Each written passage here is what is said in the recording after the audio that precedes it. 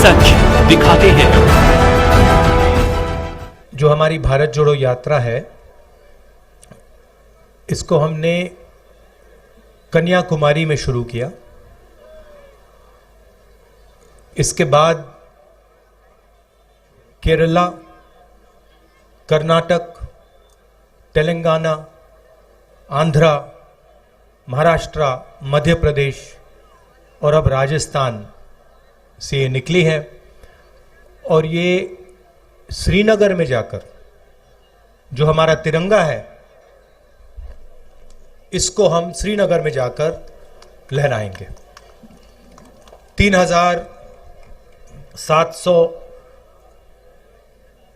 3,800 kilometre के बीच की दूरी है। शुरू किया था तो हम सबको लगा था कि ये काफी मुश्किल सफर होगा, आसान नहीं होगा। 3,700 किलोमीटर चलना आसान नहीं होता है। पहले धूप थी, बारिश हुई, आंधी आई, अब थोड़ी ठंड हो रही है। मगर अजीब बात यह है कि ये सफर मुश्किल नहीं है, काफी आसान है। आप हमारे यात्रियों से पूछिए, जो भी इस यात्रा में चल रहा है, 25-26 किलोमीटर हम चलते हैं, 7-8 घंटे चलते हैं, मगर थकान किसी को नहीं होती। और शुरुआत से मैं सोच रहा हूं ये इसका कारण क्या है। आमतौर से 5-10 किलोमीटर चलते हैं, थकान हो जाती है, मगर इसमें हम 25-26 चल रहे हैं और थकान नहीं हो रही है। इसका कारण है कि आप लोगों ने, हिंदुस्तान की जनता ने इस यात्रा को अपना प्यार, अपना समर्थन और अपनी पूरी शक्ति दे दी है। और आपने हमारी मदद की है, हमारा काम आसान बनाया है। तो इसके लिए भी मैं आप सबको दिल से धन्यवाद करना चाहता हूं। यात्रा का लक्ष्य मैं आपको बताना चाहता हूं।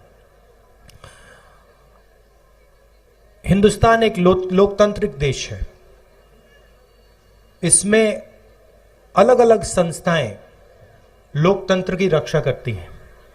इसमें हमारे विधानसभाएं हैं, लोकसभा, राज्यसभा, जुडिशरी, जैसे भी गेहलोत जी ने कहा, मीडिया जो चौथा स्तंभ माना जाता है। इन सब का काम लोकतंत्र की रक्षा करने का होता है। मगर आज के हिंदुस्तान में बीजेपी ने, आरएसएस ने इन सब को दबा दिया है और इन सब के अंदर अपने लोगों को इन्होंने बैठा दिया है।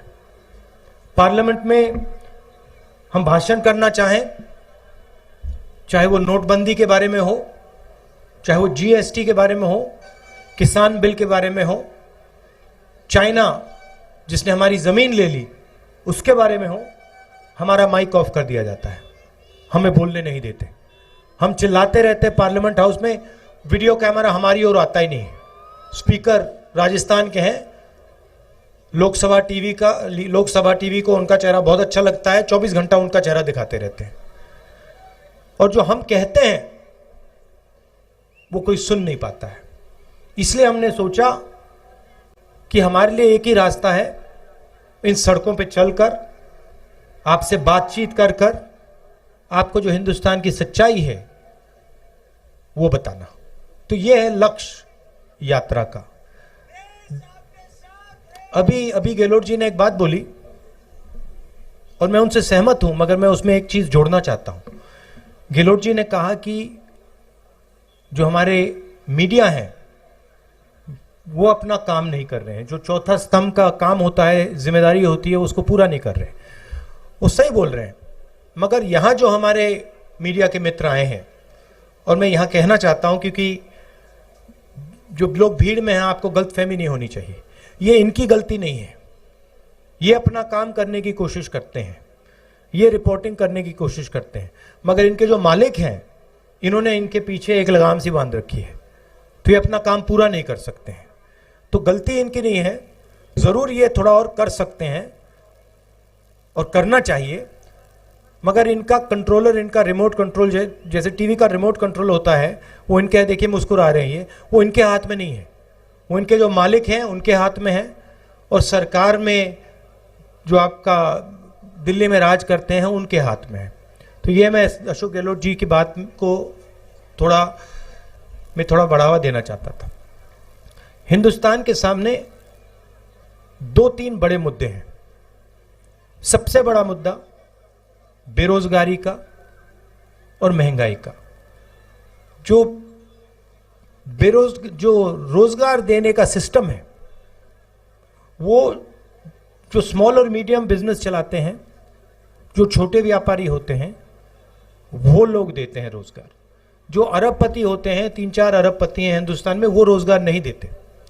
और जब नरेंद्र मोदी जी ने नोटबंदी की और जीएसटी, गलत जीएसटी लागू की, तो जो छोटे व्यापारी हैं, जो स्मॉल और मीडियम बिजनेस चलाते हैं, जो देश को रोजगार देते हैं, उनकी रीढ़ की हड्डी टूट गई। और सच्चाई आज ये है कि देश अगर चाहे भी अपने युवाओं को रोजगार नहीं दे सकता। तो सबसे बड़ा मुद्दा देश के सामने यह है। दूसरा मुद्दा महंगाई है। इंटरनेशनल मार्केट पे पेट्रोल और डीजल के दाम ऊपर जाएं या नीचे जाएं, हिंदुस्तान में पेट्रोल और डीजल के दाम ऊपर ही जाते हैं। चाहे कुछ भी हो जाए, इंटरनेशनल मार्केट में तेल के दाम गिर जाएं, मगर उसका फायदा हिंदुस्तान के गरीब लोगों को नहीं मिलता। फायदा 3-4 बड़े उद्योगपतियों को मिलता है। आपको याद होगा यूपीए के समय पेट्रोल के दाम 60 रुपए के थे। याद है आपको? याद है? ठीक है, 60 रुपए के थे। आज क्या है? आज 107 रुपए। तो आपको यह सवाल पूछना है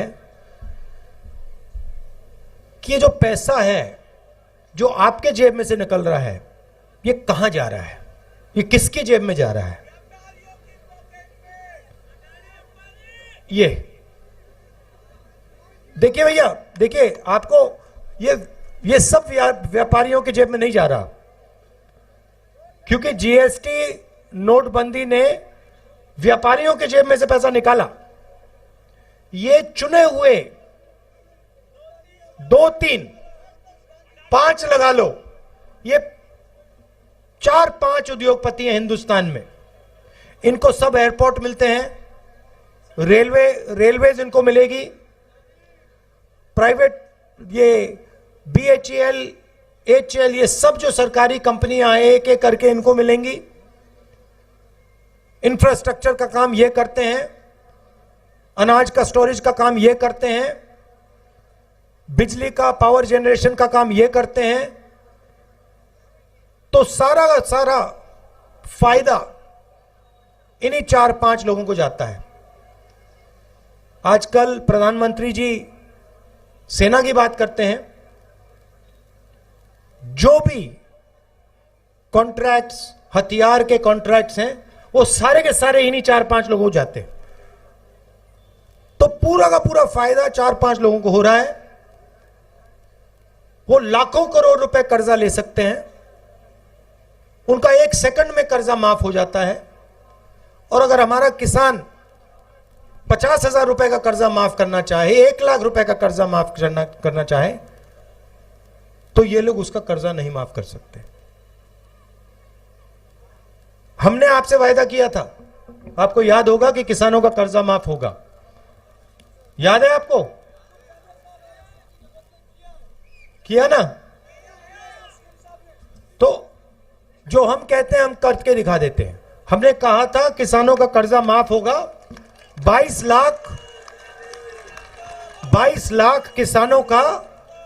लाख किसानों का कर्जा माफ किया। आज हम चाय पी रहे थे सुबह, किसान के घर में हमने चाय पी। किसान आया, मुझसे गले लगा और मुझसे कहा कि राहुल जी, आपने हमारा कर्जा माफ किया, आपने हमारी जिंदगी बदल दी, इसलिए मैं आपको दिल से धन्यवाद करता हूं। और ऐसे 22 लाख लोग हैं, 22 लाख लोग हैं।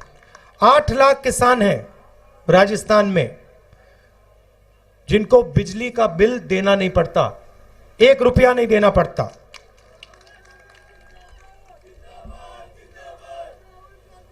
और चिरंजीवी योजना के बारे में तो आप जानते हो 28 लाख बेनिफिशियरीज को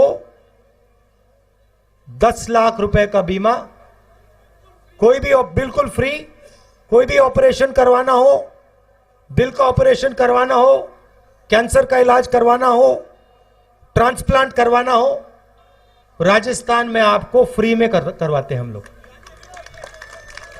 और पहले गांव में मनरेगा होती थी। राजस्थान पहला स्टेट है जहां पे अब शहरों में हम मनरेगा जैसी योजना लाए।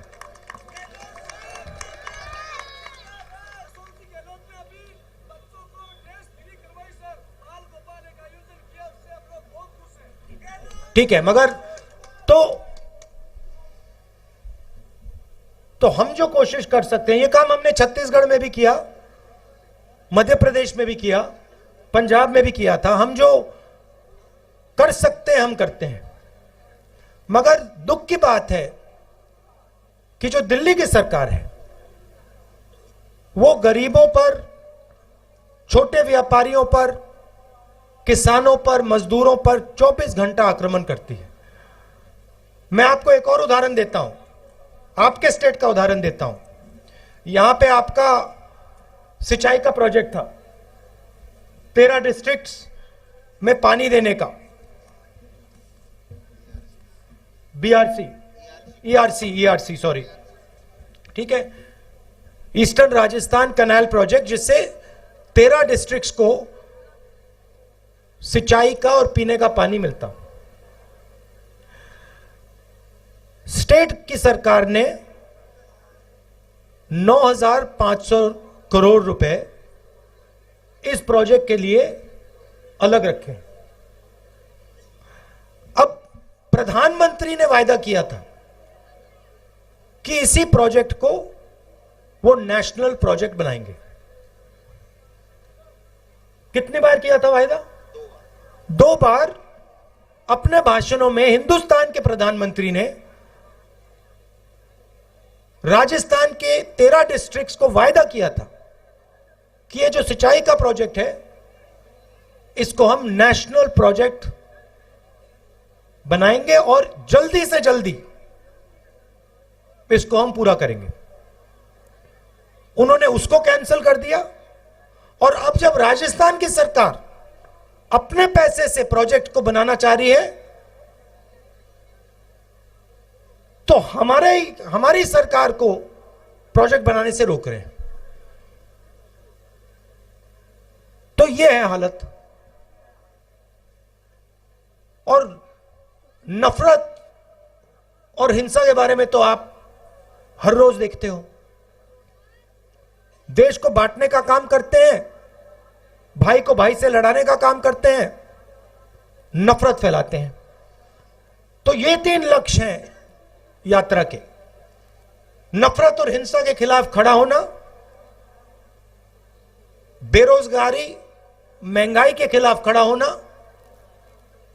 और जो हमारे गरीब लोग हैं, किसान हैं, मजदूर हैं, छोटे दुकानदार हैं, बेरोजगार युवा हैं, उनकी बात सुनना और समझना। देखिए, अभी मैंने 10 मिनट भाषण दिया है। गहलोत जी ने 5-7 मिनट बोला, सचिन ने 5-7 मिनट बोला। सुबह 6 बजे से हम पैदल चल रहे हैं, घंटों चले हैं। हम बोलते नहीं हैं, हम आपकी बात सुनते हैं। हमारे पास जो भी आना चाहता है आ जाता है, चाहे वो किसान हो, युवा हो, माताएं बहनें, मनरेगा के मजदूर, छोटे दुकानदार, जो भी इन सड़कों पे हमसे बात करना चाहते हैं आ सकते हैं, आ जाते हैं। देखिए, ये लड़की हाथ उठा रही है, इससे जाके अभी हम बात करेंगे। जो भी बात करना चाहता है आता है।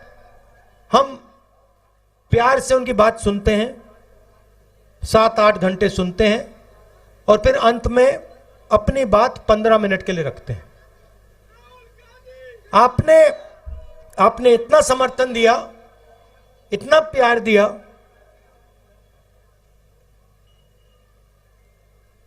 मैं आपको मतलब बता ही नहीं सकता हूं। और सिर्फ राजस्थान में नहीं, हर स्टेट में मैं आपको बता नहीं सकता कितने लोगों ने हमारी मदद की, कितने लोगों ने पानी दिया, कितने लोगों ने चाय पिलाई, कितने लोगों ने, जो हमारे लोग गिरे, किसी को चोट लगी, कितने लोगों ने मदद की, पट्टी बांधी, अस्पताल तक ले गए। तो पूरे हिंदुस्तान ने इस यात्रा की मदद की है, प्यार दिया है। तो इसके लिए मैं आपको दिल से धन्यवाद करना चाहता हूं। और आपका एक बार फिर, रात के समय आप आए, एक बार फिर आपको इसके लिए भी धन्यवाद करना चाहता हूं। नमस्कार, जय हिंद।